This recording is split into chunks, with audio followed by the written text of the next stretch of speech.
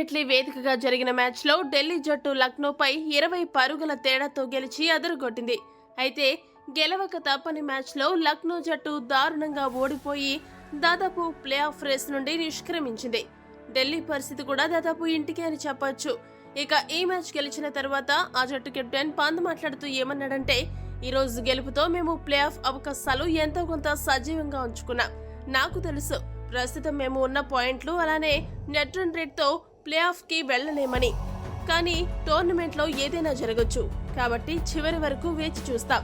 అయితే ఈ టోర్నమెంట్ లో ఇంకొక మ్యాచ్ మేము గెలిచి ఉంటే ఇప్పుడు ఇలా వేరే వారి మ్యాచ్ ఫలితాలపై ఆధారపడే స్థితిలో ఉండేవాళ్ళం కాదు. ఏది ఏమైనా వెళ్తూ ఇలాంటి సంచలన విజయం సాధించడం నిజంగా ఆనందంగా ఉంది. ఇక మా ఆశలన్నీ హైదరాబాద్ జట్టుపైనే అని ముగించాడు. పంత్ ఇలా వారి ఆశలన్నీ హైదరాబాద్ పైనే అనే అనడం వెనుక ఒక కారణం ఉంది. ఈ మ్యాచ్ లో ఢిల్లీ ఇలా సంచలన విజయం సాధించడం వల్ల వారికి ప్లే ఆఫ్ అవకాశాలున్నాయంటే దాదాపు లేవని చెప్పాలి. అయితే వారి భవిష్యత్ ఇప్పుడు హైదరాబాద్ చేతిలోనే ఉందని చెప్పాలి. ఢిల్లీ ఓడిపోవడంతో రాజస్థాన్ జట్టు ఈ సీజన్ లో క్వాలిఫై అయిన రెండో జట్టుగా నిలిచింది. ఇక మిగిలిన 3-4వ స్థానాల కోసమే ఇప్పుడు పోరు మొత్తం. చెన్నై బెంగళూరు జట్లలో ఎవరు గెలిస్తే వారు ఒక స్థానాన్ని దక్కించుకుంటారు. లేదంటే చెన్నై జట్టు బెంగళూరుని ఘోరంగా ఓడించాలి.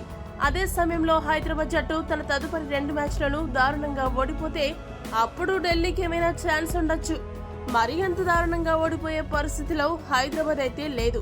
వారు ఆ 2 మ్యాచ్లను సులభంగానే గెలిచేలానే ఉన్నారు. కాబట్టి ఢిల్లీ అస్సలు పెట్టుకోవడం వృధా ప్రయాసనే చెప్పాలి.